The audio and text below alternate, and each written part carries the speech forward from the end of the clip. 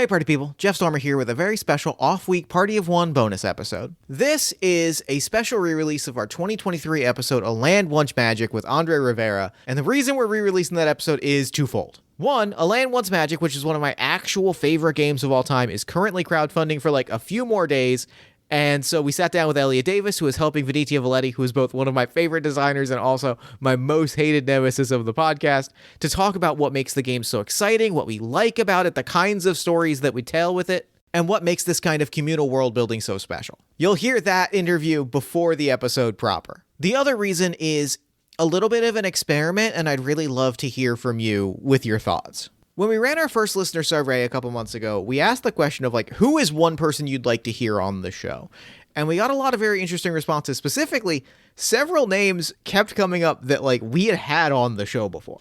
And while yes, there is the sort of point of view that like that means that we should be having people back on the show, it also raised a kind of thought in my head of, as we're reaching new audiences and kind of working to grow the show, it made me wonder if there was value in basically reposting older episodes with particular games and guests that I think might be exciting for new listeners to check out, with either a special bonus interview or like a check back in with the guest or an added turn of the game or something. And this is kind of our pilot of that. So genuinely, like as you listen to this, whether you found it really exciting, you loved seeing it, you missed the episode the first time, you found it kind of annoying to see it on the feed, like hit me up and tell me what you think, because like I'm playing with this idea. Hit me up on Blue Sky, Discord, email. You got my information. Track me down somewhere. Anyway, all of that is to say, A Land Once Magic is currently crowdfunding. You can find it in the show notes. Here, for your listening pleasure, is our special bonus interview with friend of the show, Elliot Davis. Let's throw it over to me in the slightly more recent past.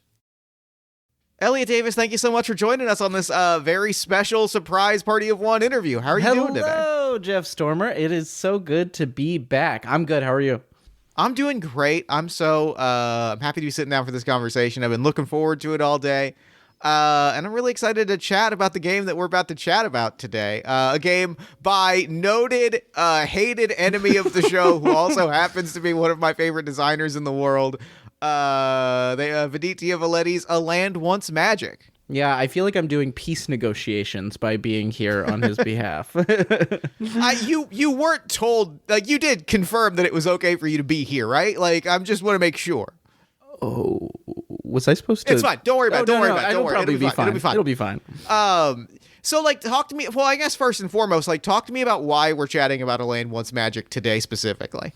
So, A Land Once Magic's currently crowdfunding on BackerKit as part of As part of Pocketopia. I am publishing A Land Once Magic for Viditia. We're going to bring this beautiful little world-building game into a delightful little open-spine A6 printed format. And we're really excited to kind of take this game that's existed for 5 years and finally bring it into the world in in a nicely produced book format.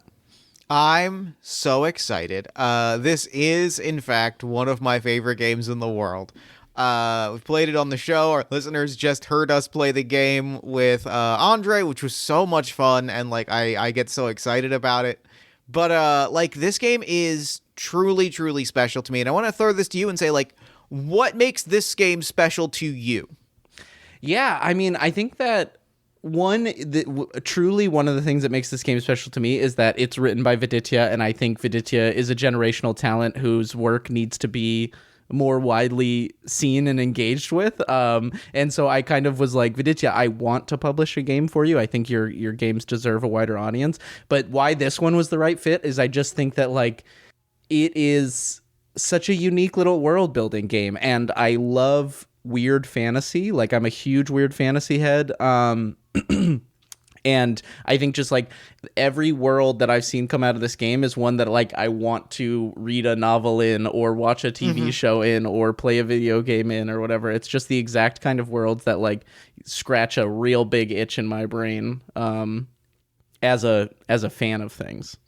I feel very similarly about A Land Once Magic. Like I've played it now I think 3 times. I think I've played it 3 times, once on AMFC, once on One Shot, and once on Party of One. And like the things that we've created with all of them are so vastly, massively different.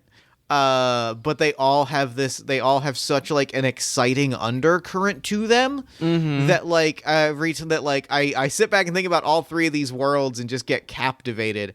What has been, of the worlds that you have created or seen created, what are some of the details or worlds that like stand out to you as emblematic of what makes the game special? Yeah, I mean, we played on My First Dungeon, and the world we made was a world of archipelago nations that operated entirely on like a seaplane mode of travel. But there's no technology in this world. Everything you would think of as normal technology was powered by magic that people charged with metal piercings of different types. And so, like, if you were a pilot, you like had a piercing that you hooked into your plane, and your own internal magic is what powered the plane. And the thing that was going wrong with magic was like when you would try to do magic, it would affect a bigger area than it was supposed to. So like pilots were knocking each other out of the sky and stuff. But we ended up just creating this really cool like caravans of planes that would all like strap together, and like a city where there was a looming sky whale that was like that. There was the legend that the sky whale was going to fall, like we're overdue for the fall, but it hadn't yet. Yeah, it just rips. And there's Are you telling me a Venezia Valetti inspired game involved sky whales? I am shocked by this. My guy loves the sky whale, and I'm right there with him. I've said this so many times. I've said this to Vid. I've said this to a lot of on podcasts. The decision in Space Between Stars to include a subsection that says, if you're wondering if you have to include space whales in your setting, the answer is yes. I rewrote my brain in real time reading that sentence of just like, there's such joy to it. And I think that kind of extends to the game itself and the world that we created on Party of One, of this like weird post-apocalypse superhero sci-fi fantasy like place. It just like the energy, and like so much of it really is this wonderful combination of like modular pick up and play, and also the process of following each of the generators and routines in order. I think like to create something that each individual like play cycle can be so standalone but so interconnected, I think it makes for an incredible play experience. He found some kind of special sauce in there, he put something in there, because now it's like a thing that Vid will say about like a piece of media, and like I have adopted this parlance as well, is like we'll see something and it's like, that's an Elam world. Like that's the kind of world that you would make in a Land Once Magic. Like Wild Sea is like in a Land Once Magic world. Like you could make Wild Sea in a Land Once Magic. You can see the pieces of it. You can see the decisions that like, and I think that's so, fascinating and captivating too, is like that these worlds are so vast and disparate, but also are like those threads that I think are really beautiful and like poignant run throughout all of the worlds and the generators, and like it pushes the questions, kind of push you naturally towards thinking about very specific themes that keep coming up again and again, is I think straight up fucking magic. Yeah, I know. It's like whenever I think too hard about it from a designer perspective, I'm like, God, Viditya has like I'm proud of my design skills. Viditya has a design brain in a way that I don't think my brain works. Like I feel so the same way. Yeah. It's like yeah, and I think it comes back to this whole like post fantasy thing, which we've had a little bit of like kind of a running joke about throughout the campaign, that it's a made up term that Viditya made up. But like I think this whole idea of making people confront and work with the tropes and ideas of fantasy head on, but saying like, hey, consider them but move past them, means that you get that like joyful nostalgia of fantasy, but with an entirely new flavor and an entirely new like look and feel. But there's still that, you still have that little like core love that you had for like the Middle Earth when you first read about it. I really feel this like that, and I think that post fantasy energy, I mean, like I know Viditya has talked about I know, but we're segueing into the part of the interview, which is I'm great, and I would really like to emphasize that. Venezia, I know, like, has talked about, and this is a thing that Vid and I have talked extensively about, is, like, there's a lot of that same energy in All My Fantasy Children, which I know is, like, a noted influence on the game itself, is, like, that sense of we all know what we like about these fantasy worlds, games, etc., but that desire to say, what if we changed it? What if we threw the parts that we don't like out the window? What happens to the worlds that we create when we do that? I think, like, it's empowering is the word that I would use to really, like, take that experience and go, like, but also we're moving past the immediate sort of vantage points or reference points into something that is a little weirder, a little more singular, a little more esoteric. I think there's something really exciting in that. 100%. And yeah, I have heard him throughout this campaign talk about how, like, the way that you and Aaron build worlds is what he was trying to capture in the gameplay. So I will reiterate that you are great. In that, I appreciate that. In that, if that's what led to this game, that's some magic too. Well, and I think that, like, the other thing, and this is a thing that I think runs through a lot of Vid's games, but I discovered it first in A Land Once Magic, and I think it's a really driving piece, and it's a piece of design that I think about all the time, and I have a specific question that I want to throw to you about.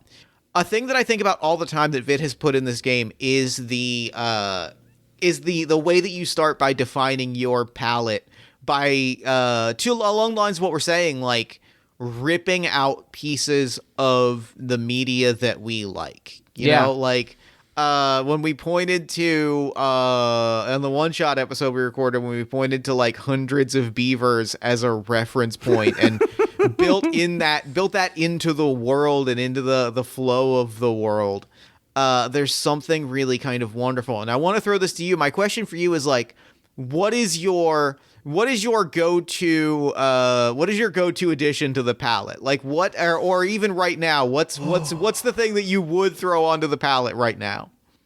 Oh man, I've been really interested in sitting down and playing A Land Once Magic again and pulling zombies into the palette in some way. Like, this is the literal first time I've stopped to think about, like, what if we threw zombies in, and that is that's a wild throw that I think is sick. Yeah, I just, like, want to be like, okay, but what if our world has, like, the Walking Dead zombies in it? Like, that's just a fact of it. And then, like, or just, like, the Walking Dead zombies are the touchstone we're pulling from. Then, like, what kind of fucked up weird magic system do we make when zombies are real? Then is it, like, a necromancy world or what have you? Like, yeah, I just think that's kind of what's noodling around in my brain. Because also, to toot my own horn, is, like, I'm curious about using A Land Once Magic to make a setting to play the time we have in, which you and I played just a few months ago. Cool. Yeah, that would be so great.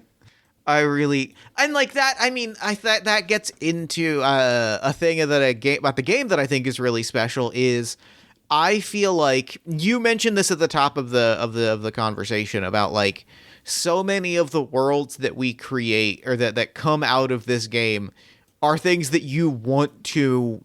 They push you towards wanting to explore more because you make so much so quickly. Mm-hmm. Like, you're just like, I see all of the points where there are, like, smaller side stories that you can't help but go, like, what if we pulled this thread just a little bit? Yeah, I think it's, like, one of the things that Vid has talked about really he would love to see once this game, like, has this wider release, is, like, see people use the game to make a world for them to do a season of an AP, or make a world and then write a novel within it or something. And I do know, I don't know if I can blow up their spot on this, but there is an AP that we were sitting down with at Breakout that was like, oh, we're looking for a world building game for our second season, and Vid got to chatting with them. So there might be an AP in the next year or so that uses Land Once Magic to make their world, which I would really love to see.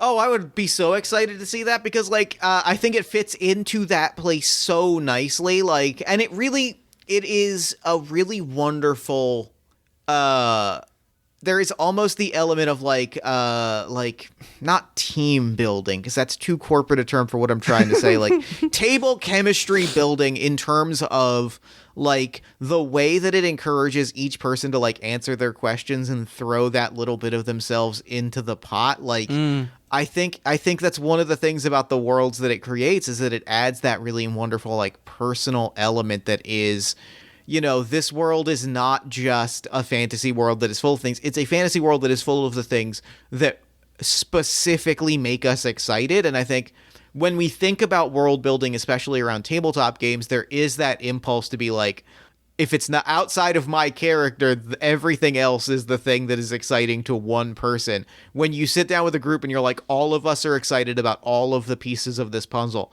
I think it pushes you towards an investment in that world that I think is unlike anything that you can imagine. Yeah, that is so true. And I'm thinking back to like the My First Dungeon world we made, and how like I can look at the finished product and be like, not only do I see the touchstones each of us added, but like there's kind of pieces of the four of us in it, like me, Abby, Brian, and Vid. It's like, oh, I can see our own dispositions and opinions and feelings on what makes things cool having all come together on this. Yeah. It just makes it a little more personal, right? Like it is that sense of like you're not putting a character into a world. And it's the thing that I really love is like the ending beat of the game. Like so much of the game is engaging with fun generators and like answering questions and throwing details into the pot, but that final almost like exhaling breath is the word that I would use for it, of we have created this world, we have visualized these things, we have the broad strokes, now we're going to visualize the people that live in it for a moment, and we're going to like sit in that space for a little while. Yeah. I think is such a incredible addition to that process, that it just like it humanizes the world, which I think sometimes with world building games is the piece that gets away from you a little bit. That's so true. That is so true. Yeah. Sometimes you can kind of feel like gods creating the world, whereas I feel like the magic trick of a Land One's magic is that you realize by the end of it that like, oh, this is who you've been kind of the whole time, and like why you love this world is because you've kind of been this person already. Yeah, and like there's that it sometimes I have found sometimes with like world building games that like when you have that like approach of like I feel like I am, you know, the gods shaping things, it's hard to flip that switch or flip that script or like step into that place. But something about the way that the game is written and sort of the flow of play really pushes you towards thinking of it not as a painting but as a place where people live. And I think that difference makes it, like we were saying, it pushes you towards wanting to see more of it, because suddenly it feels real and it feels breathing and it feels lived in, which is a thing that makes people excited to live in a fantasy space. 100%. Game's good is the thing. Like, I feel like I was like, what if I came in with a bunch of hard hitting questions? But now I'm like, game good. Game good. Hey, I look, I can talk game good all day. I'm happy to. But if you got hard hitting questions, you can try and gotcha me. Oh, let's see if I've got. I wish that I wish I had more hard hitting questions. This is the moment that I wish that I really like just went for the fucking throat. Trying to think if there are any other questions. What's your favorite detail about the game that no one has talked about? What is my favorite detail of the game no one has talked about? Or that you're like, why is everyone not screaming about this detail from the highest rooftop? Let me think through the bit. Oh, the calendar, I think the calendar is the one that I think people should scream more about.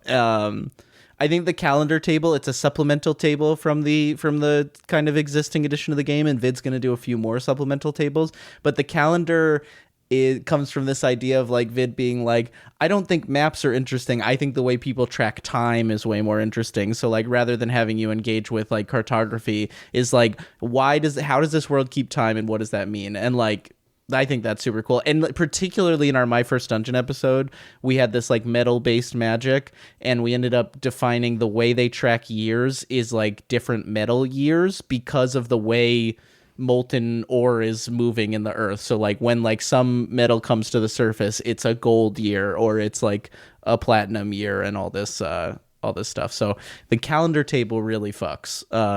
That really does fuck a lot. It's such an interesting, and like, I think that it speaks to the ethos of the game in a very big way, because like we were saying, like it is, I won't say easy, but it is like a natural, I think, progression for how we think about world building and we think about the creation of fantasy worlds to look at the cartography and look at the landscapes and look at these things. But to look at it again instead from like almost a cultural standpoint of like, we're not as interested in like physically what things are around, but we're interested in, you know, how this impacts people's lives, right? The way that we track time impacts how we live our lives. Like that adds such a unique energy that I think is just the coolest and most exciting thing in the world, that I think like makes that world feel lived in and livable and thriving in a way that is so fucking cool. Yeah, I think in general you're like identifying something that is a through line of the game that I think maybe is a subtle through line a bit. It's like there's a lot of questions about peoples and such and places, but I think where Vid drives players to is culture rather than society. That's a really good way to put it. Yeah, it's like a lot of like cultural focus and like how do people see a thing? Why are people doing things a certain way? And I think it ends up being that you create really interesting culture. I think that identifying that word is really key. Yeah, I feel like you've hit on something. I feel like that that kind of makes the world feel a little bit maybe less locked in. I think like which ties into that, you know, that final routine of who are the people that are telling the story. It gives the entire game almost a subjective lens, because so many of the questions are, how is someone interpreting this fact? How does this impact the way that people communicate or interact or see the world, so that everything that we're seeing almost has this lens of maybe it's not 100% correct or accurate or to the lore, but that makes it feel more alive because like this is how someone is interpreting it, which means that there is like people interpreting things, for lack of a better way to put it. Yeah. Yeah, and you're right. It's not a game of absolutes. Like you're not making absolutes about the world. It's like it is, even there's one, and I think Vid calls this out in maybe a couple interviews about this question in particular, kind of helping define the way this game sees magic and stuff. But I think it's when you define the city, you define the variant of magic in that city. And I think that little question alone is just like, it takes this magic system you've defined, and then you have to be like, oh, this is this city's variant. That means this world has, you know, hundreds, potentially thousands of variants of how this magic that I've been thinking about works in like small ways. God, I think it's the guy. Smart fucking guy. Good game. Good. You know, you hate to see it when somebody when an enemy is simply so good that they've made a thing that like leaves you kind of breathless when you talk about it. But that's exactly what Land Wants Magic is. For people that are interested, whether because they've heard the episode that accompanies this interview or the interview itself, where can people find the game and check out the crowdfund? Yeah, so if people want to go to alomrpg.world, that's our little vanity URL, alomrpg.world, or if they go on BackerKit and search for A Land Wants Magic, the campaign runs until April 3rd, I believe in the afternoon or evening. And yeah, we're almost 300% funded, almost to our final stretch goal, which is huge. And I'm so proud of the like progress made. People are hungry for those Viditya Valetti books in print. Yeah. So we're excited to make it beautiful. We got to feel paper samples when we were in Toronto, and it's going to be such a delicious little book that I think people are going to want to eat. Please don't literally eat it. But you know what? I'm also not gonna. I'm neither your dad nor a cop. So like, you do what you got to do. If you eat it, you do have to send me proof that you did eat it. Yeah. And I don't mean what comes out after. I mean, like, you could send me a video of you eating it or something. I appreciate that very much. Yeah. Well, this has been a blast. Thank you so much. Thanks for having me this has back. been wonderful. Yeah. Of course. Yeah, Jeff, thanks so much for having me. It was great to see you again. Is that Party of One? Is that Jeff Did you know? No. Oh shit! No, Brad, scramble! Jeff, I gotta go. Jeff, I gotta go. And with that out of the way, let's go ahead and kick off the show. We go. Infinite lives, we got infinite lives. Never say never, we're gonna live forever. Hey, party people. Welcome once again to the Party of One podcast, the actual play RPG podcast where the gaming table is always set for two. I'm your host as always, Jeff Stormer. This week on the show, I am joined by Andre Rivera for a game of A Land Once Magic. A Land Once Magic, created by one of my favorite designers in the world and also noted enemy of the podcast, Viditya Valetti, is a post-fantasy world-building game to help create unique worlds around deconstructing and evolving fantasy tropes and creating unique magic systems that are built from the ground up. It is a collection of random tables and card prompts that create these rich, sort of collapsed, ruined fantasy worlds to be explored in other games and played around with. It rules. It is a beautiful world-building tool. We made an amazing world here. We've played it on All My Fantasy Children. I love this game as a world-building resource and just getting to like imagine these magnificent places. It is an unbelievably cool game. I think it's sick as hell. You can find more information about the game at vidityavaletti.itch.io, or you can check the show notes for more information. Andre is an incredibly talented character artist and illustrator, as well as a cast member on multiple actual play productions, including The Atomless, which is a Starfinder podcast and actual play following the ragtag crew of the Patchwork, traveling through the homebrew Acer system and beyond, as well as a regular contributor to streams on Manapot Studios and Total Party Kiss. They are tremendous. I am so happy that we get to have their work on the show. Andre's great. This game is great. I'm super happy. You can find more information about Andre's art at andrerivera.art and more information about everything he's got going on in the show notes. Real quick before we dive in, a special thank you to Coraline and Kevin Gallagher, our newest backers on Patreon. Thank you for supporting the show as well as games and all the other stuff that I create. I really do appreciate it. Patreon backers get early access to new episodes, raw audio from recordings, as well as games in progress, special shows like Party of None and Jeff Stormer Podcaster for Hire, and more. You can find more information at patreon.com/JeffStormer. And with all that said, let's go ahead and throw it over to me in the past so that he can get started with the show. Take it past me. Thanks, future me. I'm so excited to be sitting down with Andre Rivera. Andre, thank you so much for coming on Party of One. I'm so excited. I'm so excited to have you on the show. I've been looking forward to this game. Like, this is genuinely just a wonderful chance for me to play like a good game with a good friend. This is going to be a great experience top to bottom. I'm excited. I mean, you're always fun to play with, so I'm just pumped to do a one-on-one game with you. Likewise. The feeling is mutual. So before we get into our game today, why don't you let our lovely listeners at home know about anything you've got going on that you might want them to know about? Hey, everybody. My name is Andre Rivera. You can find me at Andre Rivera Art on whatever hellscape social media exists at the time that this drops. Which could be any. I'm not.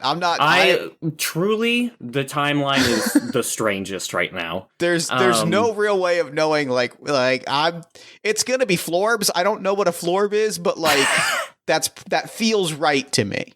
The future is uncertain, but you know what is not uncertain is that I own the domain of andrerivera.art, which is my personal website, where you can see my illustration portfolio, the actual play series that I'm in, including Atomless, Tragedy of Theologian, Unicorn Hunt, Red Line, Power Rangers The Next Generation, and Streets of Gotham, which airs on Jeff and I's very good home base of Manapot Studios, as well as some of the games that I've designed, including a Wander Home playbook supplement, Glyph, which is an emoji charades game, as well as Lodestar, which is a pirate interpretation of Werewolf with a couple of other big edits. That is very fun, submitted for Super Dylan's birthday jam. So check all those out. I love it. I mean, I love. I know I've said this. I've said this everywhere that I can say it. I really love Streets of Gotham. I enjoy playing games with you. I love the games that we play on Manapot Studios. The Flights of Fandom games that we play are always a delight. It's just really good times from top to bottom. Yes, I was very honored when a friend of the show, Pooja, asked me to take her stead while wonderful life events were happening with her and joining that crew, and that's just been such a wonderful little experience. So I'm very honored to be a part of that and to have gotten to know more of the Manapot Studio crew. Likewise, likewise. So today we are playing a very special game. We are playing A Land Once Magic, which is a post-fantasy world-building game by noted enemy of the show, Viditya Valetti. And I could not be more excited to sit down and play this game. We are going to spend some time world-building a fantasy world that is set after the collapse of a fantasy empire. Basically, a very kind of like a little bit post-apocalyptic, a little bit disaster fiction, a little bit fantasy world building, and I'm just really excited to build this this fantasy landscape with you today. Me too. I'm very interested. Viditch is also a good friend of mine. I stayed with him a little bit when I was traveling in New York a few times last year, and what a great guy. But also, I'm currently on Jeff Stormer's podcast, so Viditya Violetti is a war criminal. Yes. I must say that for the record. I would like to also emphasize both of those things, that Vid is wonderful, is one of those designers whose every piece of work like makes me just desperately want to make things, and is also my sworn enemy who I will render to ash beneath my boot. So like, you know, there's a real duality of existence at play. So yeah, we are gonna craft a world, and the first thing that we want to do when we are kind of entering into this world building space is build out our paint palette. We are going to, you know, flesh out sort of our initial vibe of the world, as well as some specific touchstones that are very specifically not traditional fantasy touchstones, but are going to give us some specific, you know, things like checkpoints for us as we answer questions, and we kind of refer back to things that are going to flesh out our world a little bit. So we are going to begin by picking out some paint palettes, and the way that works is we're just going to write down or think through just some one-word descriptors of what we want to see in the world. Examples include acrid, drifting, ageless, crisp, jagged, melodious, yawning. We're going to write down 2 each, and then we're going to kind of say them to the other player, and then kind of decide on the 2 big touchstones that we want to move forward with. Great. Very interesting. I like the term paints as an artist, especially. That's just the specific like ways that this game and that Vid paints like this picture of like how we are going to be crafting this thing is so it gets the imagination going, and I feel like it captures a very specific vibe of like what we're doing, and that experience flows through the entire game. I think I have 2 words. Okay. All right. Yes, I have mine as well. Okay. So the 2 words that I've chosen are, I saw acrid on here and I said it out loud, and it spoke to me so thoroughly that I'm going to say acrid. And my go-to with this kind of magical world experience is techno magical with a hyphen in the middle.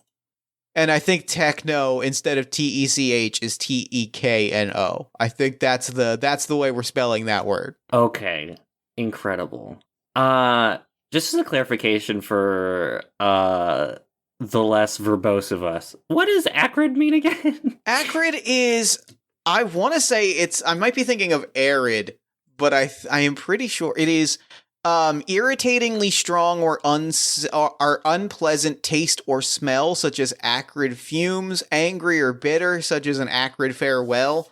I in my head, I think I was thinking of the word arid, but I kind of like, I'm going to blend those 2 together and say acrid as in, like toxic, acidic, like blighted deserts and like dry, cracked wasteland is sort of the general word that I'm kind of like holding in the back of my head. Incredible. That actually fits pretty well with the words that I selected. The first word that I picked was vast, Mm-hmm. and the second is jagged. Fast. I know that we're supposed to pick two, but I think all four of these are very good and give such a clear picture that I think we're on the same page. Yeah, this is very synchronized.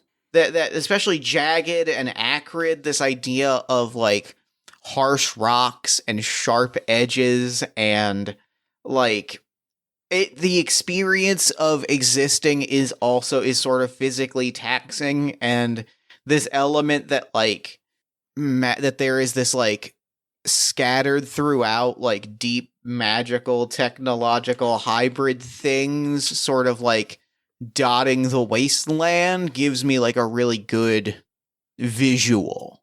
Totally. So now we're going to pick one piece of media not traditionally considered fantasy that we're going to draw an aspect of inspiration from as a touchstone. These could be themes, setting elements, moments, vibes. You could name Cowboy Bebop's jazz and blues track soundtrack, or themes of everlasting hardships. You think about this for a moment. What media have I been thinking about a lot recently? Man, oh man. I have an idea.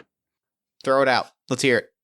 Okay, I don't know if this is media necessarily, but I've been working on a game that incorporates a lot of Paleolithic sort of history and art.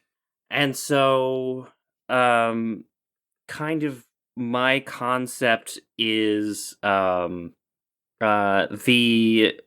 idea, especially this is also fitting for a post-apocalyptic world, that humans are no longer top dog. That we are not at the top of the food chain as we had been for the past roughly, I want to say 5,000, 6,000 years, and that we are once again another animal to be eaten or scavenged or killed in defense of another animal.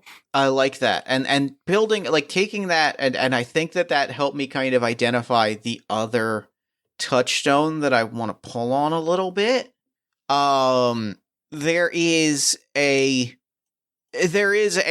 story that I love a lot. There is a comic that I love a lot that is written by an actual human piece of trash, and therefore I need to add that disclaimer when I talk about it. Okay. It is there's this experience in the comic book planetary of like superhero stuff and like pop culture stuff as fossils. And like at one point very specifically, like they find the body of essentially Galactus as like a dead body fossil. Okay. And like that both very literally and like, cause like when you mentioned like Paleolithic, I went to fossils in my head, and the idea of both like literal Godzilla fossils and also the bones and remnants of like sky ships and supercomputers and these things and like and big pieces of like comic book pop culture technology and weird things and the supernatural stuff, those things existing as fossils fascinates me. Like that existence of fossils like fascinates me. That is so coincidental, because as soon as you said techno magic, I threw on the Breath of the Wild soundtrack to try and get in the mood.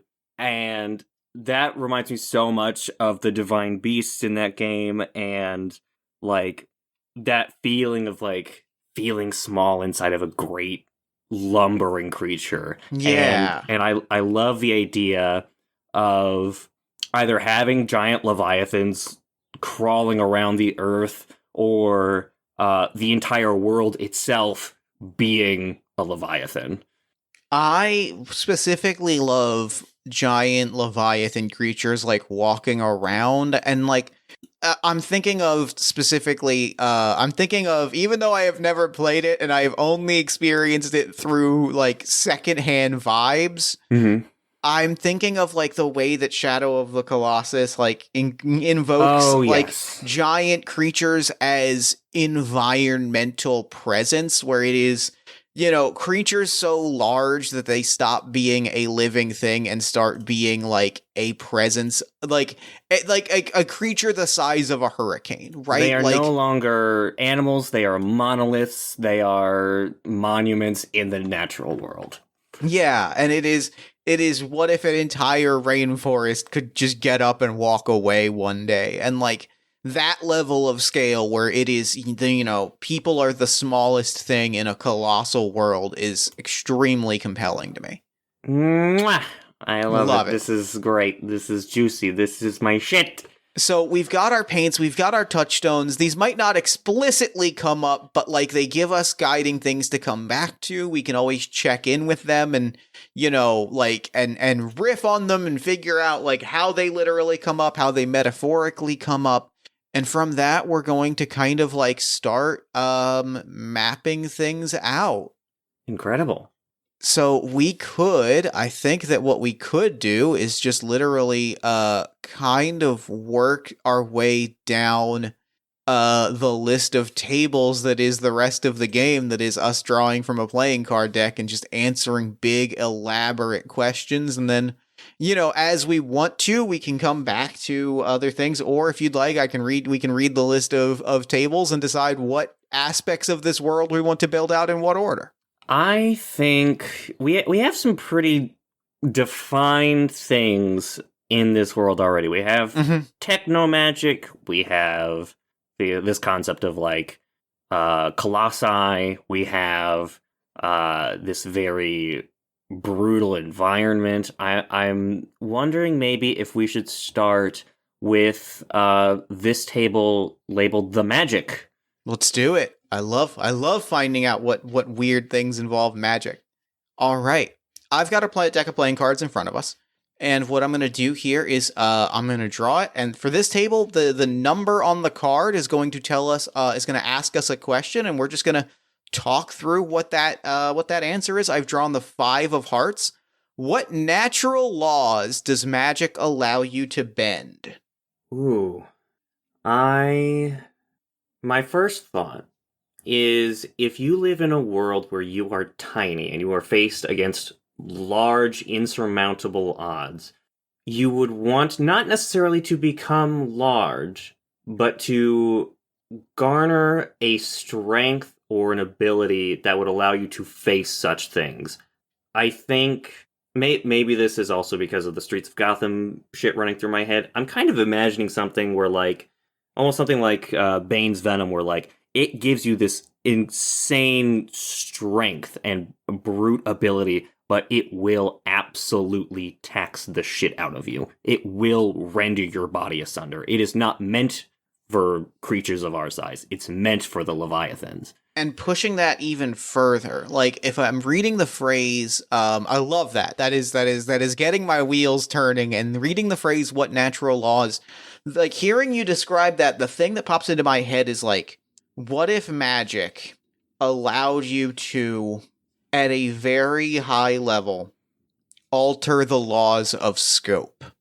Explain more about that. What do you mean by scope necessarily? I'm thinking about what you were saying about incredible strength, and like the idea of like you're not becoming large, but you are making yourself known to these creatures that are 10 times, 100 times, 1,000 times your size. Mm-hmm. If there are magical things that allow you to amplify an aspect of yourself, and suddenly like you are able to evoke the strength of a Leviathan, or you are able to, make yourself known on the scale of a Leviathan, right? Like if the only way to catch in the attention of one of these colossal beasts is to create a presence, to turn yourself into a presence that is so large that the Leviathan sees you, even though you are the size of an ant. I see. It's this idea that like maybe it also goes the other way of like, what if you wanted to, what if you wanted to interact with something that was like a subatomic particle? What if you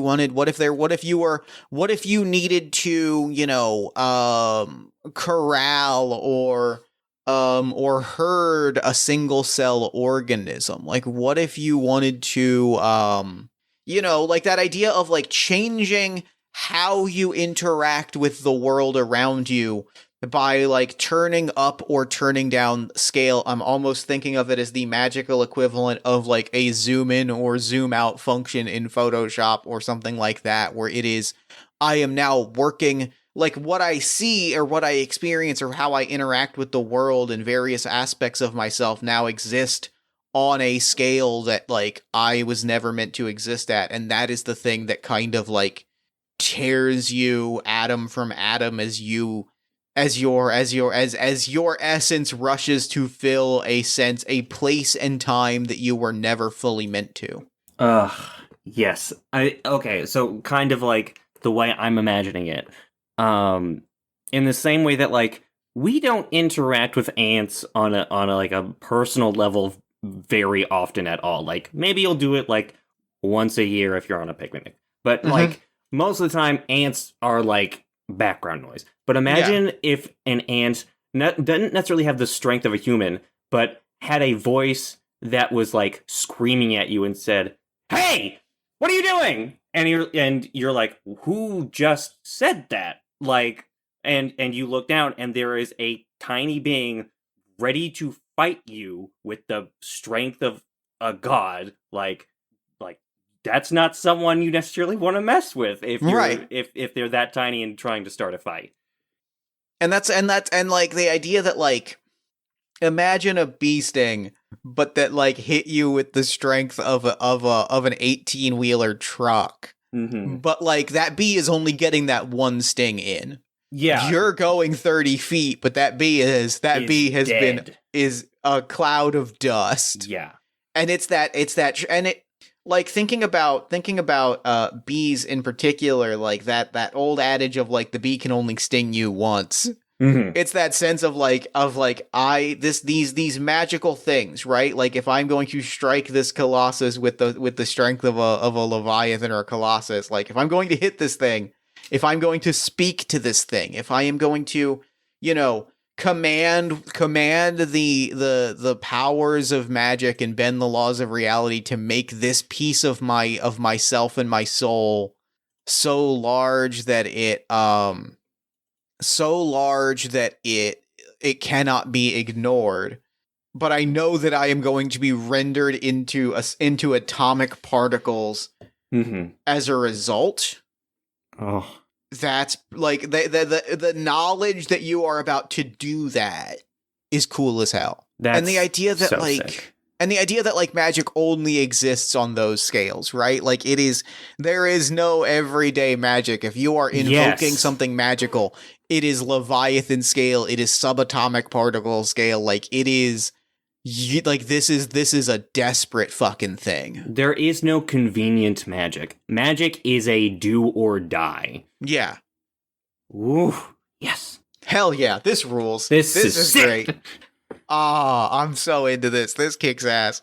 Well, this actually brings up another question, because one of our paints is techno magic. So what role does technology have in this application of magic? I would actually love to. I'm going to draw another card off of our magic table. Oh, good. To see like what the place of like this hyper advanced sci-fi ass technology that now exists in like fossils and ruins and like barely findable corners of the world, like what comes from that. Okay. That's a joker. Okay. That's a 10. Okay. That's a 10. Can you separate magic from religion or cultural identity?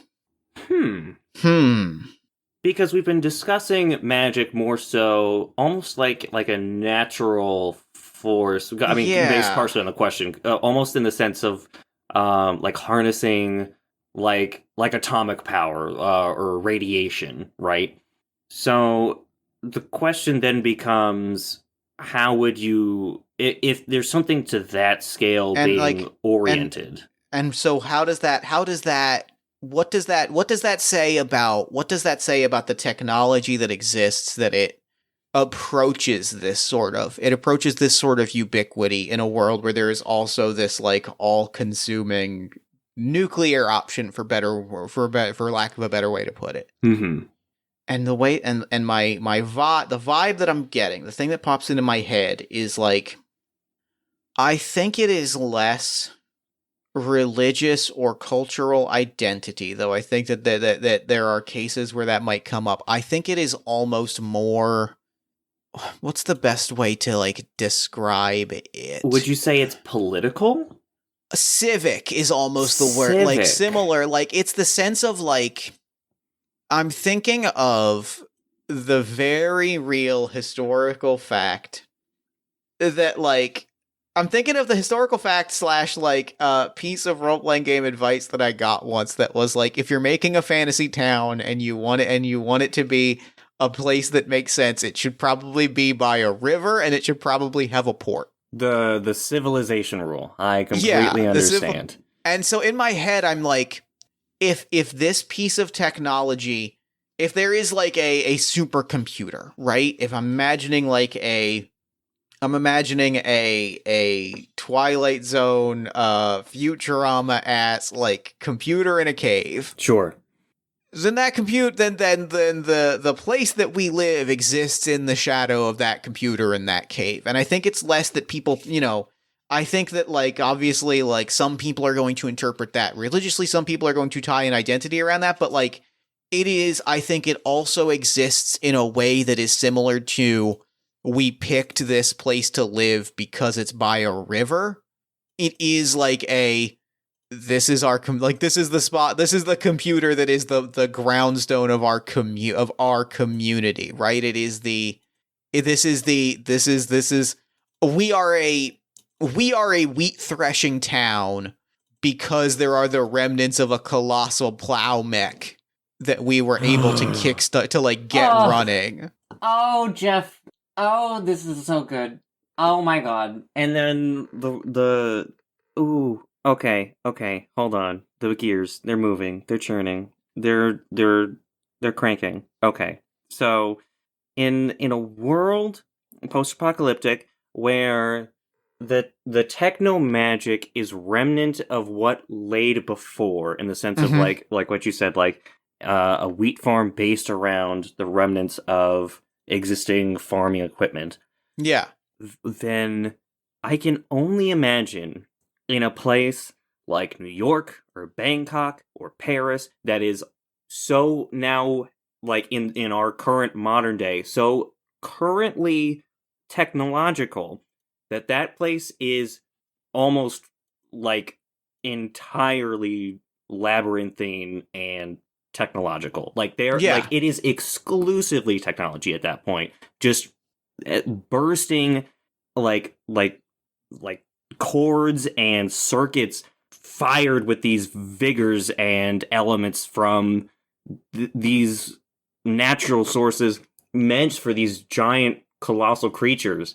Not even, we don't even know necessarily what they're for, but that is essentially the power source for these, not necessarily electricity or solar power or whatever we're trying to do right now, but just all of this raw magical energy that gives them this equally colossal and massive presence in the world, in a way that also upends humans in another way, because now technology is not for us to wield necessarily. It is also a new colossus that we are trying to sort of like work around and with and against. Yeah, and like what that says to me, and like what that place would be in a world that is so far past whatever apocalypse brought it here, is like the idea that like those mega cities are now effectively cavernous mega dungeons is like sick to me. The idea that there are these city-sized labyrinths that like are bustling with technology that like just are there. And like that vibe is that's such a cool, like that visual is so cool of like this is a city and this is bursting with technology, and it's bursting with like tunnels that no one knows where they go, and it's just this big colossal like mystery spot at the center, at the center of these regions that like who the fuck knows what is out there. Ugh. Ugh. I'm eating this world. This is sick. This rules. This is great. I'm into this. I'm loving this a lot. Now, we mentioned cities. I kind of would love to build a city primer here. Let's build a city. Let's do it right now. All right. We have a table. They build a city primer. We can choose whether the city is crumbling or flourishing.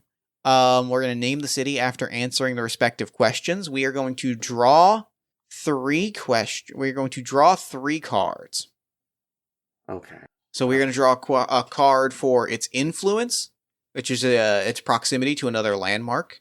It's the uniqueness of how this city approaches magic, and a legend that is born out of this particular city.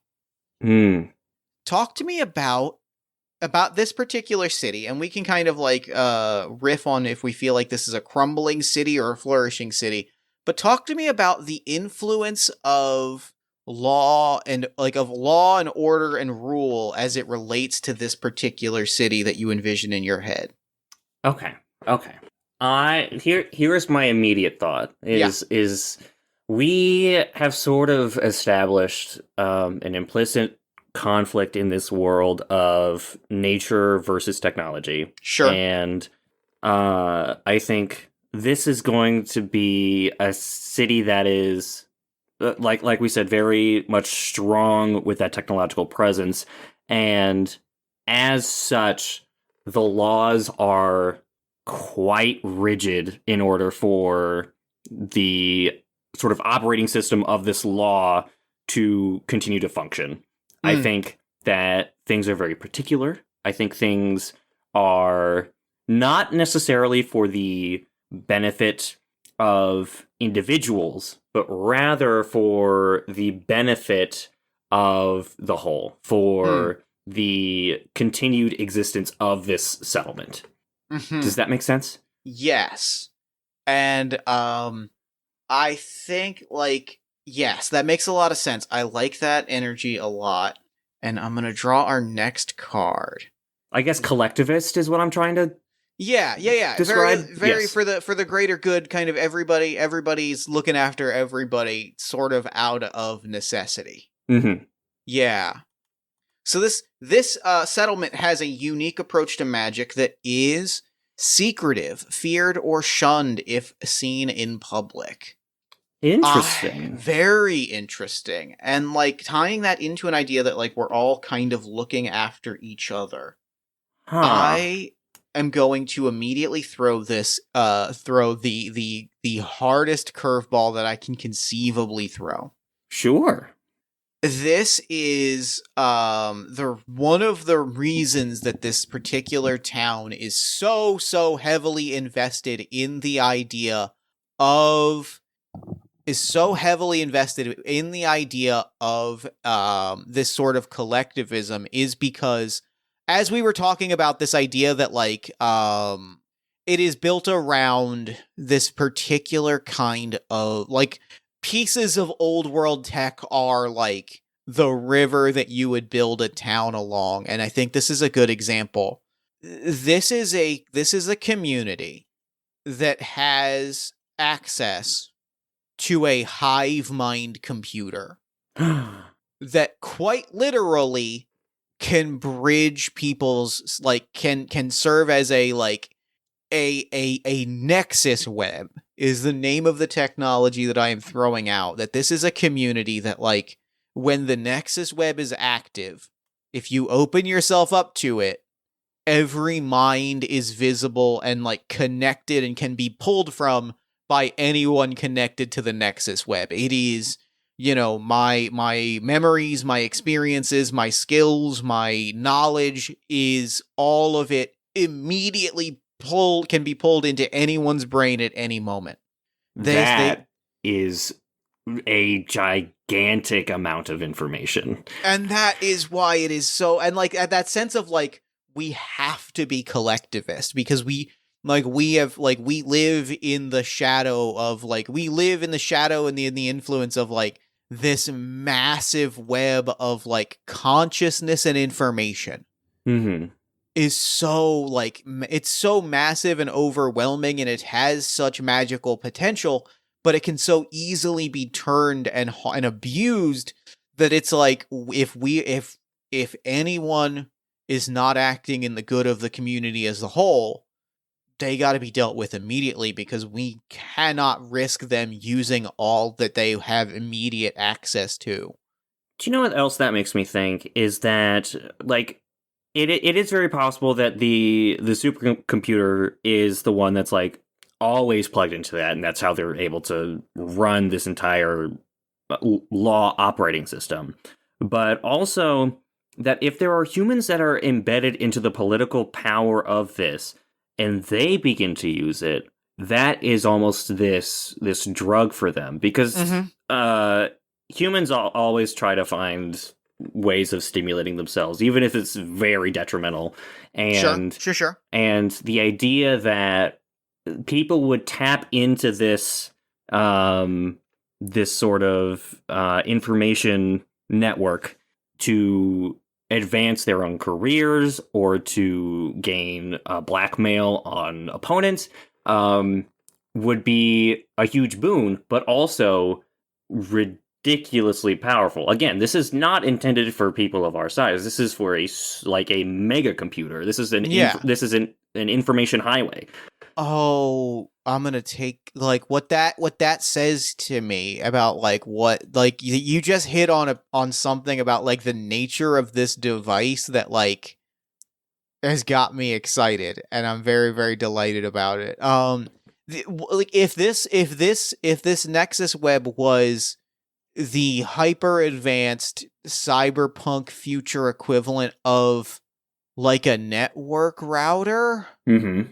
and it was designed to bridge these supercomputers, and like the idea that like the human mind is its own kind of computer that has accidentally keyed into this thing was like not ever the intent, is like a very cool, it's a very cool vibe of like it hits the techno magic paint palette very well of like, this is technology that was built for a purpose, but the magic that comes from it is a purpose that was never intended, and is probably it is mixed at best that it is being used in that way, and it like has these terrifying undercurrents.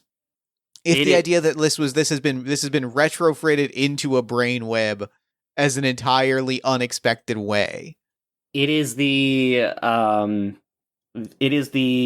reduction of technology to how can this be utilized in everyday life while still maintaining its massive power. Yeah. It ties into that idea of like this kind of magic as a thing that should not be dabbled with, and is not dabbled with lightly, because it comes with such a terror-inducing power that like this community, you know, they tap into it, and it requires like rebuilding the entire structure of daily life around how do we scratch the surface of this responsibly. Right. Ooh. Yeah. All right. We are going to talk about a legend born here of a child known for their bravery or their foolishness that comes out of the legend of this city. Very interesting, because in a city like this that's so rigid and law bound and particular, a child is a serious risk. I work at a children's museum. Children are scary. They're just bundles of chaos. Scary. You cannot predict a child. And so a child, either as both as someone who is feared by power and beloved by the Commonwealth, and as a sort of Robin Hood figure that can bring destruction and wealth to very different like groups of people is interesting, and having a Very child interesting. hold that power is very interesting. Very, very interesting. And I'm like, that pairs nicely and kind of pushes me towards the next set of questions that I kind of want to like linger on. I want to say, if the child that is a legend of this community is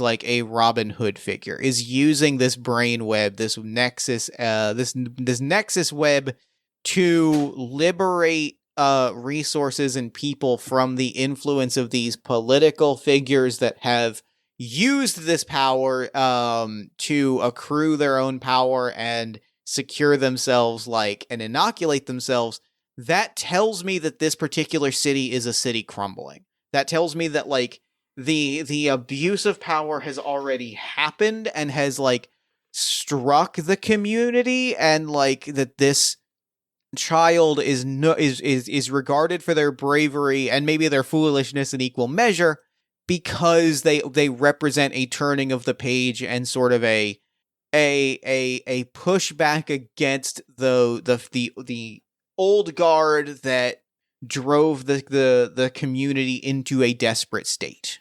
As with every legend, this child is not just a singular entity that changed the world. It is a figurehead of a movement that has been building up for generations and has finally crested. I love this. I love this so much. All right, and so we are going to answer some additional questions about our card. We are going to answer some additional questions about this city as a city crumbling. Okay. Also, I wanted to ask, what does the child have, like a moniker? Yes. My first thought is, in the same sense of something that fucks with the operating system, something based around a virus or a hack or something akin to that. That's my first thought. I really like Mind Hack. Mind Hack as a name, as a moniker given to a child is a neat sounding moniker. Yeah, I like a Mind Hack. Mind Hack. So we're gonna answer a question here about the trials of the people. Okay. Because we've drawn the 8 of Hearts, and that is the question of what must one do to keep the city spotlight, and who has it now? Spotlight, I think we've been talking a lot about overt political power. Spotlight is not necessarily that. Spotlight is just who are the people aware of most. You could definitely, I think, in the society have tons of power and no one knows who you are. Yeah. It absolutely could be a classic sort of big boss sequestered away in their ivory tower, and the face that the people hate most is whoever shows up on the mega screens, right? Yeah. So I think in order to keep the spotlight, there must be something that gives people a sense of direct control over their life in a way that this society does not allow, even though it is absolutely within the reins of that operating system. And the other half of that, hearing you talk through that, the other thing that super jumps out to me is if you're in the spotlight, and this is you hearing you talk about this, hearing what you were saying, it strikes me that to be known as on an individual level in a place that so prioritizes the many over the few, that is that be that very literal spotlight is got to be a unique experience, right? To be in a place where you know and connect with so many people on so many tiny infinitesimal levels, to have one person that everybody knows, that kind of that stands out to me as interesting. And the idea that like I'm not even sure where I'm quite going with this, other than like it's interesting how at odds the idea of like being in a spotlight in a very collectivist place is, and like why one would want that, or like why one would like what would come with that someone might want. That is a very good question, Jeff. That also made me think, going back to the child for a second, the legend that the mind hack may not be an individual child, that the mind hack is a generation of children that will just completely upend the system, rather than just a singular child. That's cool. Like that's real, and the idea that like, so what that says to me, because that is such an amazing and cool idea, what that says to me is very much that to be within this, that like to stay in the city's spotlight is to, or that the person who has it now are these people, are these political figures who have like made themselves into individuals in the face of this collectivist community.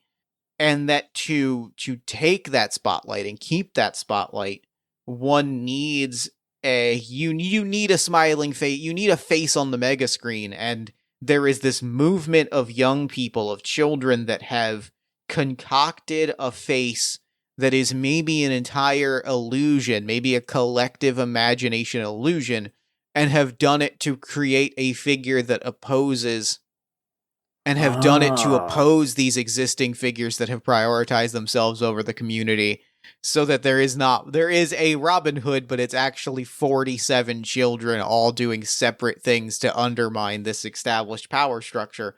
And that is the way that the revolution happens. More so, maybe akin to like how Guy Fawkes is an individual, but also more so recognizable as like a mask that people put on. Yes. Okay. I like this a lot. Do we have a name for the city before we move on to see other pieces of this world? The idea, this Sid Meier civilization concept has me going of how are we going to name this city almost entirely driven by this mega computer? Is it named after the mega computer? Oh, I really love that. Because each mega computer would be its own city, essentially, right?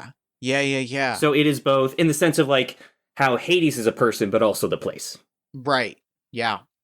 So then I'm going to propose that the name is NW West 17, because that is the very literal serial number on the side of this like Nexus Web super server. Incredible. Yes. Good. NW West 17. And I think that like it just gets shortened to just West 17. Like you arrive at West 17, and that is where you find yourself. Yeah, totally. I love that. I really love that a lot. Beautiful. What else do we want to roll on? Do we want to make a legend? Do we want to? I would love to talk about Journey in the Land. Let's journey. Let's do it. Let's talk about what it's like to try and traverse this just daunting world. All right. We are going to travel. We are going to talk through like what travel looks like. And we are going to kind of talk through like what different kinds of travel look like within the world that we have created. So in this case, like this is great because like this is a question, this kind of does get to the question of like what I think we're both kind of gesturing at, which is I've drawn the diamonds, which is nomads. We're talking about migration. We're talking about wayfaring. Okay. And so like very which is good because I think the big question that I have, and it ties in very nicely to this, is like, how do you get from place to place? Like how much travel is there between places, and how do people get from place to place? We've discussed a little bit about the Leviathans, and that if you are not utilizing magic, the Leviathans are not going to notice you, right?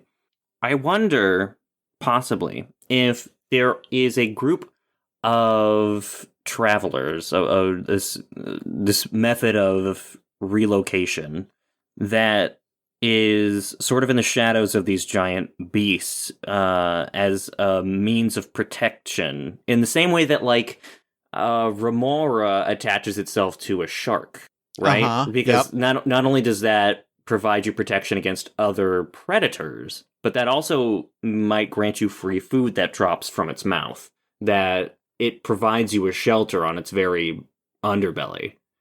I like that, and I think thinking this gives me a magical thought, both in terms of like the world and in terms of both in terms of the world and in terms of a cool world detail that comes out of this. Okay. I'm thinking about gravity as a concept. Ooh, okay. And I'm thinking about, the gravitational pull of like massive bodies and the way that like gravity and the way that like gravity, gravity is stronger closer to these colossal bodies. And I'm thinking about how that relates to maybe magic. Interesting. Because I like and I'm almost wondering, because we talked so much and so specifically about magic existing for the purpose of interacting with these colossi, these leviathans. Mm-hmm. What if the reason that is so sort of centered in the existence of magic is because that's where it's, that is where it is safest, that is where you are least likely to be rendered atom to atom when you are, in the presence of this thing. Pardon the turn of phrase, but when you are in the shadow of the Colossus is when these like magical effects, because you are literally in the sort of gravity well of this celestial body. When That is where, one is like, in the belly of a whale, what else are you supposed to do but squirm in its intestines? And so, like, what I'm imagining specifically, that thing that kind of like we see this take shape is if couriers or couriers of materials, people, what's the term for like I guess chauffeurs, or like whatever the term is for like a person that moves people from place to place, relying on this sort of thing to like be like, I am channeling the movement of a leviathan and I am doing it, as safely as I can do it because I ride along the side of this leviathan, and with that I can carry people and I can carry supplies. Like, you have this courier that is like using magic to be like, I am channeling the movement of this leviathan. And if I do it close enough to this leviathan, I can pull on a sense of its like eldritch, elemental, earth-shaping magic to do this and be able to be alive when I make to my destination. That is incredibly, like, evocative of, like, and that very much reinforces that idea of, like, the collectivist, because, like, I think, we were talking about the idea of, like, that ant yelling at you, but why would you ever, in any situation, try to 1v1 a Colossus? There's no point. Right. It would be suicide. So why not instead repurpose that immense power for the good of others, and to not fight it, but mimic it, and to be this again. We've talked a little bit about these leviathans being less creatures and more monoliths, and so to become a monolith for your community, I think also holds great power. To have these specific people that harness this intense, powerful energy, maybe it's a specific role in a community that's selected, and I like that. maybe in the event that a community must vacate or flee, or just simply wants to find a new home, there is not necessarily a lottery, but maybe like a selection process to determine who is most worthy to hold the power of this Colossus. I've got a thought, and it's going to build on that in a way that I think I'm very excited about. Sure. If it is a profession, right? Like, if it is a thing that because I was thinking specifically, the visual that I have in my head is like, this giant stone creature, this living mountain, moves along like through a valley along a coastline, and with it a person like conjures that sense of like that gravity. You evokes that and brings with them an entire farming community's harvest to a town 3 towns over for like to share it and to sell it and to to connect with another community. Like that's the vision that pops into my head. And if what thinking about that visual, right? This idea of this person flying alongside a leviathan with an entire harvest of food. If this is a profession that you take on, and you take it on as a courier of packages, right? A courier of goods, a courier of weapons, food, books, whatever.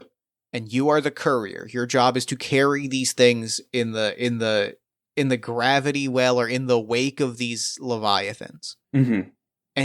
But to take on that profession means that it comes with the implicit knowledge that if your home community needs to move, that is what you have actually been training for your entire career. It's like everything else is second, but like everything else is fine. Everything else is nice. It helps people. It makes people happy. Like that's all great.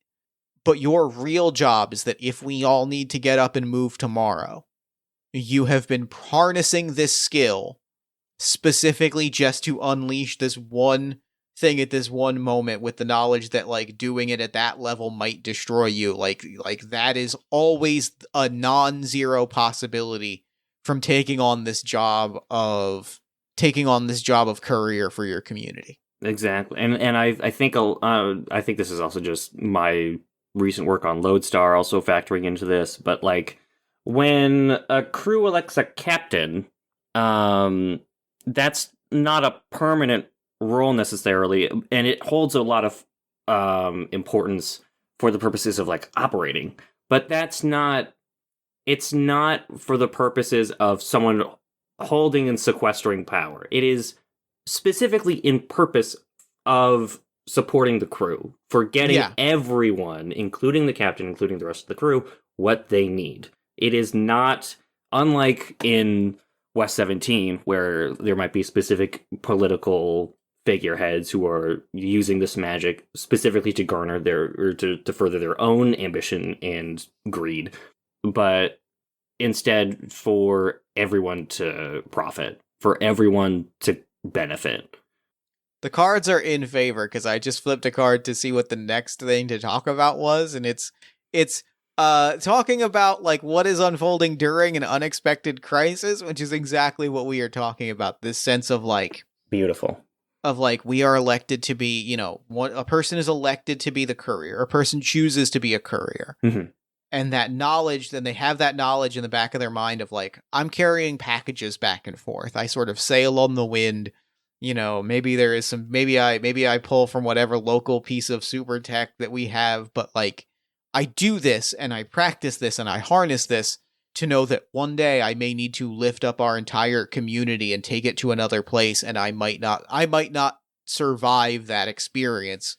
But doing this and keeping this working out this practice is the best chance I have of surviving that experience. What happens in this sort of community when your courier dies and you haven't made it to your destination? Are you just stuck? Do you have to wait for an actual Leviathan to swing by again? Does someone else get reelected and try to harness power, knowing that they are far less qualified than the person who just passed? That's a great question. I wonder also. I think it's interesting. We are assuming also that like harnessing this power alone would spook a Leviathan. I think it is also possible that there are Leviathans that can't be stopped. If there is a Leviathan that crosses your path and if you're in its path, you will have to hold your ground. You will have to contend with it in some way. And that might be one of a very few number of instances where a courier may have to become a warrior, may have to individually fight off a Leviathan. Not necessarily kill it. That's not its purpose. It's to, again, Push the hurricane out of the way. Push the hurricane out of the way and get your community moving forward and out of the way. And that, I think, would definitely inflame that person's the physical, mental, spiritual strain of this magic. Yeah. I think that I think that the questions that you asked of like what happens if a courier doesn't make it, I think that like the most compelling answer to me to that question is that it is unanswered and in the back of the mind of every single courier before they embark on a jaunt. Mm-hmm. Like those are the questions that like that's the reality of doing this, of taking on this role within a community and of doing this work and of like accepting this responsibility is like, what will happen if we fail? You know what I mean? Like what does happen if we don't make it? Yeah. Yeah. That's the reality of like accepting this is having to make peace with those very, very difficult, thorny questions. That is a heavy toll. Heavy toll. God, this game fucking rules. This is so cool. I love making big, elaborate worlds.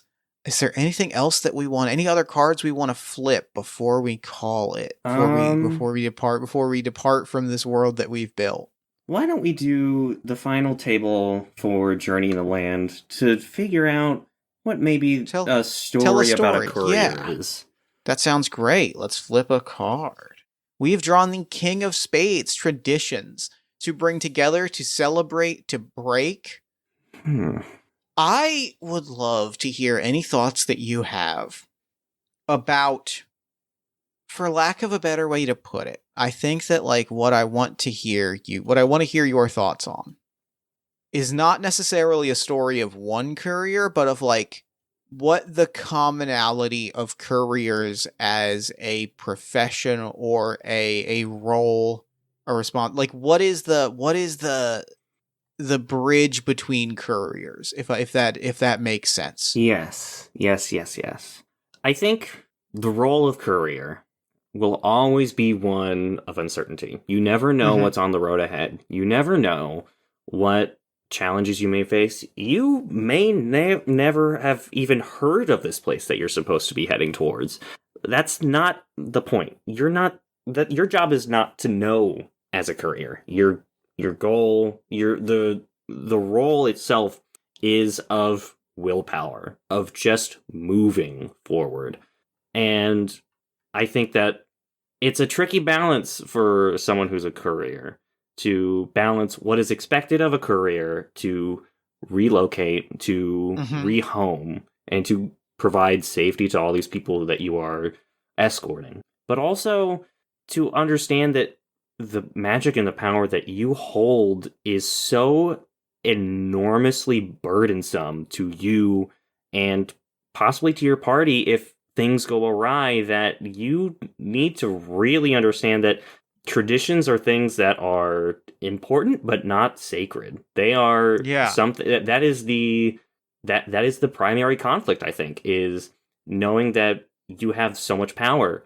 And it's not for you. It's for everyone. It's for the purposes of getting things done, even if maybe the quest itself is faulty. If this place is just an El Dorado, if it's a place that never existed at all and is just a fantasy.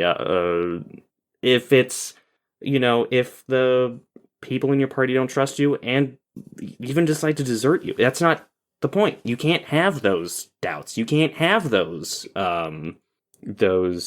festering little thoughts in your mind. You have to move forward. You must move like a colossus. A colossus doesn't stop for a pebble in the road. A colossus doesn't stop when there's a river, it steps over it. It marches through the river. And what the story that I want to tell, I think, the thing that the note that I want to leave you on. Mm-hmm. I'm thinking there's a specific visual that pops into my head of an experience that brings a smile to my face when it happens. Okay.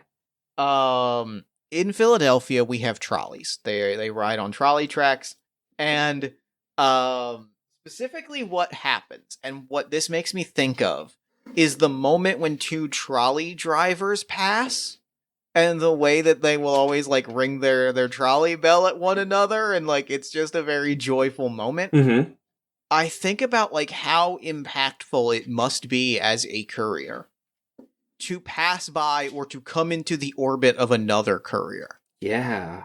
Whether that is mid-jaunt when you are both sort of like conjuring this magic and moving things, or if it is just like you're in town and this town also has a courier, like that itself is gotta be such a like, because imagine how like it's got to be isolating, right? To be like, I have this power, I can't. It's not for me. It is for all of these other people. Like my work is so thoroughly in service of the people around me, and like to see another person in another place that has also made that same decision.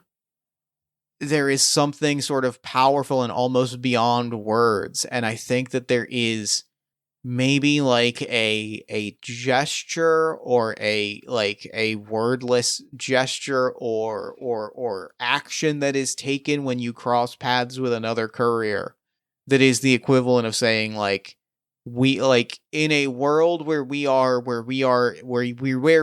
serve everyone, at least you and I in this moment are in this together. Mm-hmm. I love the idea of there's sort of this idea that's been stuck in my head of seeing someone and knowing so much about them on first glance. And understanding that a lot of their story can just be read by how they walk, how they move, how they look, how they dress. So just almost purely on visual cues. And I wonder if maybe careers just walk as if they are physically weighed down. And to see someone else walking the same way as you do, and to just almost like walk like I'm almost like a dance or some sort of movement ritual where crossing paths, it is not a verbal communication of like, I support you, I understand what you're going through. It is we have the same role, we understand each other's burden, and I wish you so much luck with whatever your community has going on.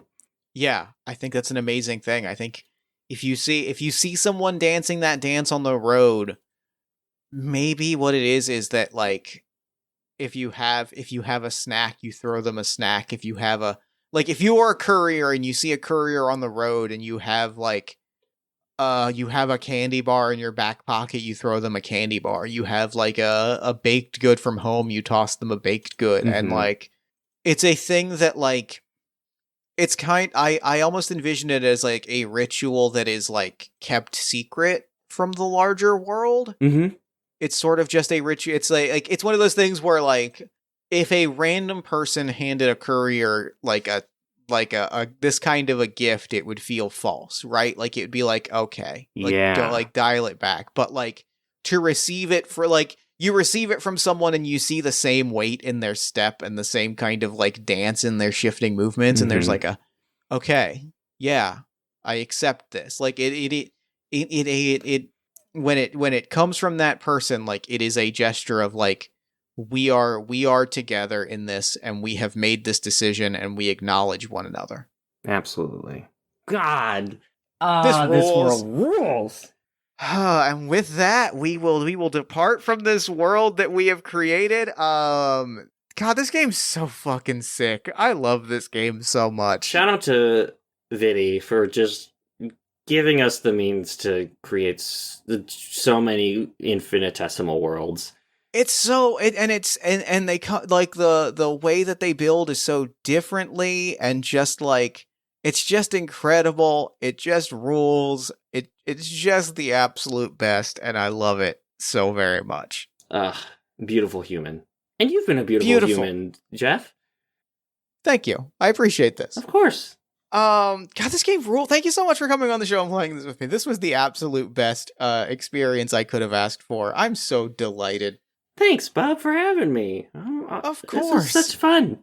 I'm so happy. Real quick, before we wrap up, where can people find you and your work online? You can find me at Andre Rivera Art on whatever hellscape social media still exists when this releases as well. It's primarily Twitter and Instagram, if those things still exist. Probably Instagram will still exist. But you can primarily find me at andrerivera.art, which is my personal website that has my illustration portfolio, the actual play series that I'm in, and a number of the games that I've designed, many of which are on my itch as well, many of which are also collaborations with the wonderful Supergel, also a big friend of the show. So please, big friend of the show, check all of those things out.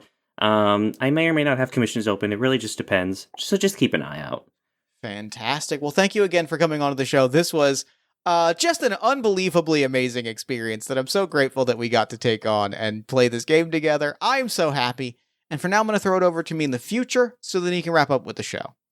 Take it, future me. Thanks, past me. And thanks again to Andre for coming on the show. That game was, like, that world was amazing. The getting to play that game and create that world and just, like, build out this post-fantasy universe piece by piece and, like, get to tug on the strings of, like, well, we said this, so doesn't that mean that? And, like, that's just such a cool world-building experience, and this game, you know, beautifully facilitates that with its random tables, but also, you are such a wonderful collaborator, and, like, this experience was unbelievable. Be sure to head to viditiavaletti.itch.io for your own copy of A Land Once Magic, and be sure to head to andrerivera.art for more information about all of Andre's work, and be sure to follow Andre on Twitter, as long as that's still a thing, at Andre Rivera Art. Then while you're on Twitter, follow us at Party of One Pod, like us on Facebook at facebook.com/Party of One Podcast, find us on TikTok at Party of One Podcast, find us on Tumblr at Party of One Pod, subscribe to our newsletter at buttondown.email/Party of One Podcast, and join our Discord community at bit.ly/Party of One Discord. If you enjoy the show, there's a lot of ways to support it. You can support us financially at patreon.com/JeffStormer or Ko-fi.com/JeffStormer. You can give us a nice iTunes review, shout us out to a friend, give us some love on social media. You can buy some Party of One merch at bit.ly/Party of One merch. Or, if you're looking for more great podcast content, you can check out All My Fantasy Children, which is a character creation, storytelling, and world-building podcast that I make with my best friend in the world, Aaron Catano Saez. We take a listener-submitted prompt and spin it into an original fantasy character, populating a shared universe one story at a time. You can also check out Yazeba's Bed and Breakfast, which is an actual play about a heartless witch, a cozy house, and the many people making their homes inside. Both of those you can find wherever you get your podcasts. Party of One is, as always, produced and edited by Jeff Stormer and Jen Frank. Music for the show comes from the song Infinite Lives by Mega Ran featuring the D&D Sluggers, and the Party of One logos by Evan Rowland. If you'd like to inquire about advertising rates, coming on the show as a guest, or about press coverage of the show, you can email me at partyofonepodcast@gmail.com. And, unless I am mistaken, that is all we do here. So until next time, thank you so much for listening. Remember to fight the forces of fascism every single day. Remember that self-love and self-care are radical and defiant acts of resistance. And as always, party on, everybody.